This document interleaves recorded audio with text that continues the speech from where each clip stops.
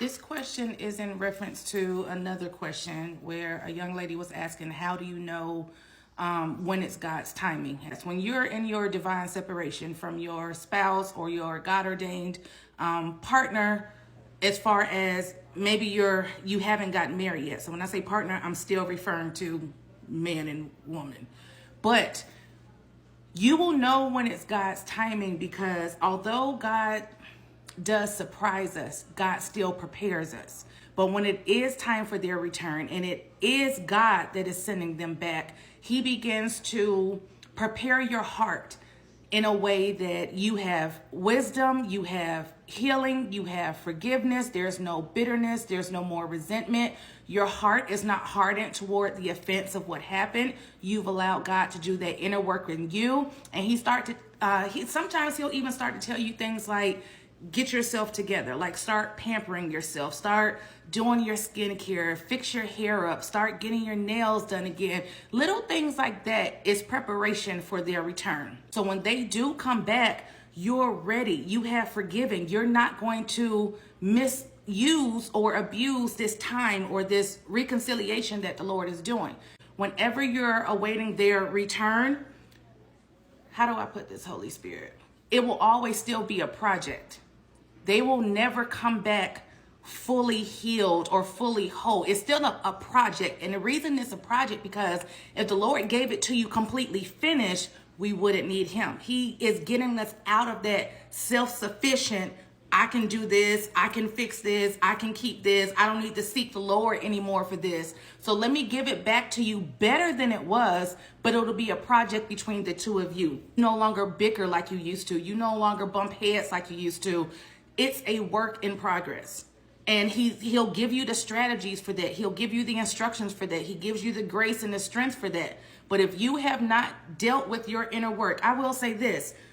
A lot of questions that I get say things like, well, I don't know what God is doing with my spouse. How do I know they're in judgment? How do I know we're going to be reconciled? How do I know if God is even in this? God doesn't reveal what you're not ready for.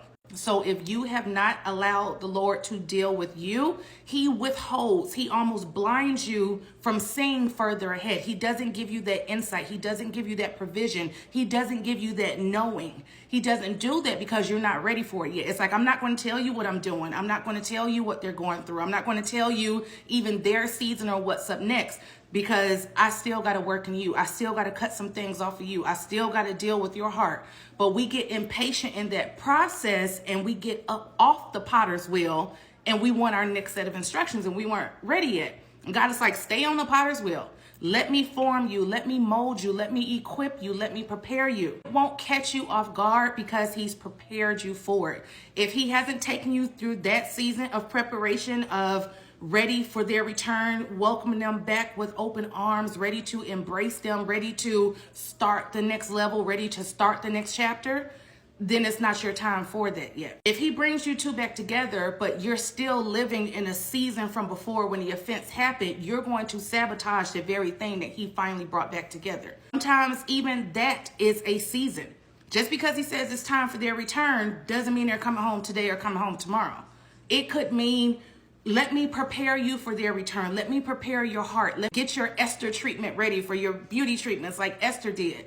That process, that season, it can be weeks, it can be days, it can be months, but you're still preparing for what you know the Lord has told you to come. He's not going to stamp anything or back anything or approve anything that he's not a part of, that hasn't gone through the process. If you've petitioned the Lord for these things and you feel like he still hasn't answered yet, it's probably because you are not ready to know the answers. You're not ready for the next set of instructions. It's almost like he doesn't trust you yet with revealing more or telling you more. You haven't submitted long enough. You haven't endured long enough. There's still work that needs to be done within you before he starts giving you these things. The way the Lord did it may surprise you because he loves to surprise his children, but he's still going to already have prepared you for that return. These are things that you've sought him for, and you feel like he still hasn't given you clarity or instructions, or I don't even know if God hears me.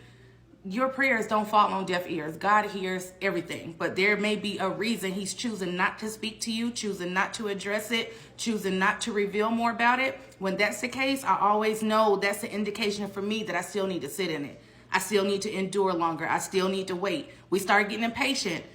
When are we going to get there? You're like that child in the back seat. How much longer? When are we going to get there? How much longer?